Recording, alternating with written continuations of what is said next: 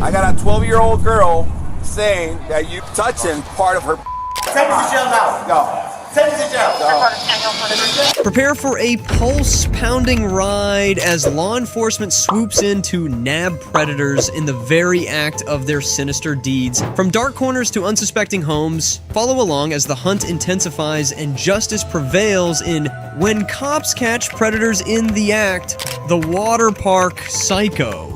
At Universal's Volcano Bay, James Stewart Evans, a drunk British tourist, yelled many times at an Orlando police officer, "Arrest me!" The officer did what Evans shouted at him to do, but do you know what happened? Well, the cops weren't playing around, that's for sure. James Stewart Evans, 37 of Bristol, England, was arrested on February 4th. He is the most recent theme park guest to behave badly. Evans is also said to have hurt the police officer. According to the arrest statement, this is how it all began. The arrest record says that Universal wanted Evans to leave the water park because he was being a nuisance, was drunk, and was making a lot of noise. People who were watching the scene saw Evans being annoying and pretending to act around the people like he's a rebel or something. Evans kept yelling, "Arrest me!"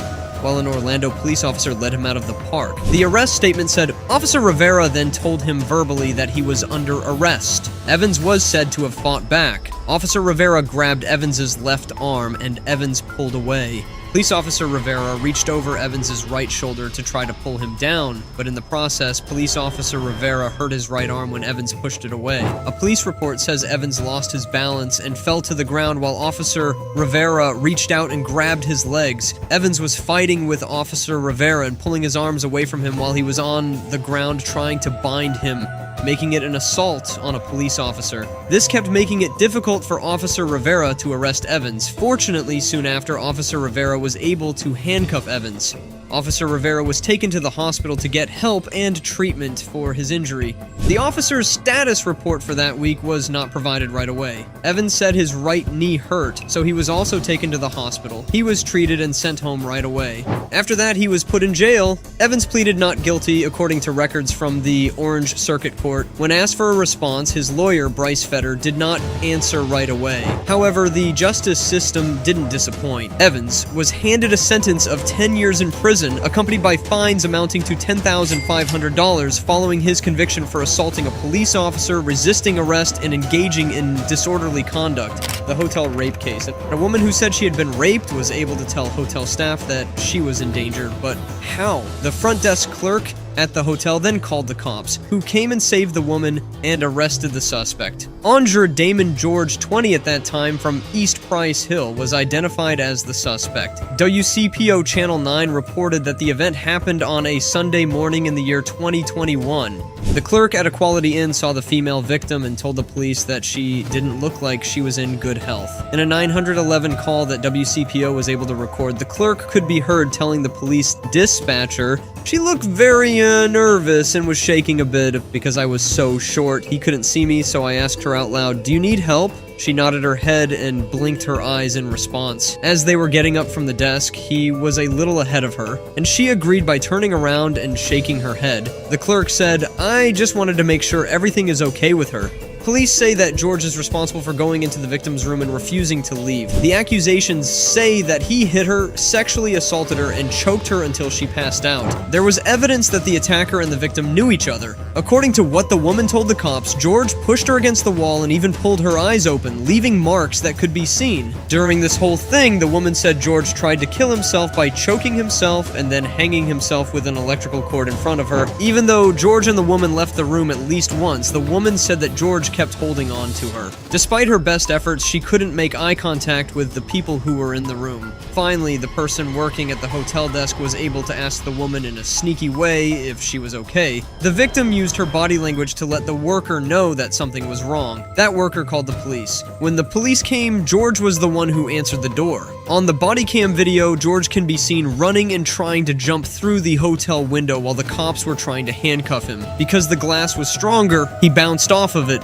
Among the charges against him are rape, kidnapping, and violence. He was being held in the Hamilton County Jail at that moment. George has a bond of $12.2 million and is being held in jail. He is being charged with more than 2012 crimes, including attempted murder of police officers, felony attack, and kidnapping. The amusement park predators amusement A report from the Sandusky Police Department on June 10th, 2023 says that 30-year-old Mansfield resident Wesley Crows was arrested at Cedar Point for allegedly touching people while they were standing in line for the Raptor roller coaster. One of those people was a girl as young as 16 years old. As per the report, another park goer said Crows got too close to him and touched his chest and hips, which was uncomfortable. The victim asked Crows why he was touching him, and then predator Crows hit him in the nose and injured him. The man's girlfriend also said that Crows had rubbed his behind against hers several times. As Crows gets out of the Raptor, officers from the Sandusky Police Department approach him. This was caught on a body cam video that was given to WTOL 11. The report says that while the probe was going on, detectives found that Crows had an outstanding warrant out for his arrest. The warrant was issued because Crows did not show up for his hearing on a drug charge that started in Richland County. The couple, however, didn't decide to file any sort of charges against Crows, but in order to serve the warrant, Crows was arrested by the Sandusky police. When the cop went back to the park to do patrols, Cedar Point security told him that another victim wanted to report Crows as well. While they were standing in line for the Raptor, a woman and her 16-year-old daughter said that Crows had touched the child very inappropriately. For the girl, Crows came up behind her and grabbed her. He then put his hands between her legs and massaged her private part. The teenager showed a picture of the person she said had touched her to the police, which confirmed that it was Crows. When the girl told the cops about what Crows was doing, he was charged with sexual imposition. There was going to be a pre-trial hearing for him in Sandusky Municipal Court the following week on September 14th. According to Wesley Crows groping people at Cedar Point Amusement Park, that finally led to his arrest and subsequent charges. He was accused of getting too close to people in the park, touching their torsos and hips, and even sexually abusing a girl younger than 18 years old. The reason Crows was arrested was because he had an open warrant in Richland County for a drug charge. This took place even though the couple had chosen not to press charges. In order to stop the same things from happening again, the incidents have made people more aware of the problem and increased the number of police actions in the park. The creepy teacher. Vigilant DeHady, a gym owner and cheerleading teacher, was arrested on 3 counts of luring a child to a sexual abuse. He has now been charged with federal porn crimes, such as using his victims in porn videos. Among these accusations are that he sexually assaulted and molested his victims. The World Cheer Center in Clermont was owned by DeHady, who is 39 years old, and his sister Kelly DeHady. A March 2022 arrest affidavit from the Clermont Police Department says that some parents and kids found out that he had been touching 2 girls improperly since September. This happened at the start of the school year. Between 2014 and 2015, one girl said she had been abused by him.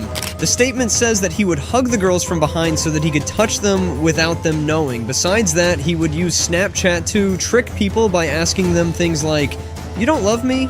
Besides that, "You are my favorite." In 2015, a young girl who volunteered at his gym said she was sexually attacked while there. Not only that, but the statement says he would let his victims sit on his lap and touch them. In 2017, a girl told the Clermont Police Department that he touched her very inappropriately. The case was not pursued by the prosecutors, though. After that, the detectives called Orange County, where he had worked as a teacher, to ask for information. After DeHady was arrested on state charges, federal agents took his cell phone. The Middle Florida District United States Attorney's Office said that the phone had a private photo vault app on it and had pictures of young victims that DeHady knew personally through the cheerleading gym he owned in Clermont. This app was used to keep pictures of kids who were being sexually abused. He is being charged with 3 crimes in the federal indictment. 1 count of having photos and videos of children being sexually abused, 1 count of making photos and videos of child sexual abuse, and 1 count of encouraging a child to engage in sexual activity. According to the records, Vigilant DeHady, who was 41 years old back then, was given a sentence of 29 years in jail by a federal court after admitting to forcing a child victim to make a sexually explicit video. As part of the plea deal that DeHady signed in July, the 1st and 3rd counts of his indictment were thrown out during the hearings. According to the records, DeHady will have to register as a sexual offender for the whole 29-year sentence, which includes 15 years of being watched around the clock. According to the court records, DeHady was sent back to the care of the U.S. Marshal for that area after being sentenced. A girl even sued DeHady, saying that he started sexually abusing her during their one-on-one coaching sessions in September 2021. She said that DeHady touched her breasts and buttocks improperly at least once a week and sometimes twice a week. She said the abuse went on until she told her parents, who then called the Clermont Police Department. The girl's lawyer, Jessica Arbor, said, "What the parents didn't know when they signed her up for lessons in 2015 was that Vigilante DeHady was already allegedly sexually abusing the girls at the World Cheer Center by that time." This is something that Jessica Arbor said. The claim says that between 2017 and 2020, at least 4 different girls told police or the Department of Children and Family Services that DeHady sexually abused or exploited them. There were claims like these made between 2017 and 2020. Thank you so much for watching this video.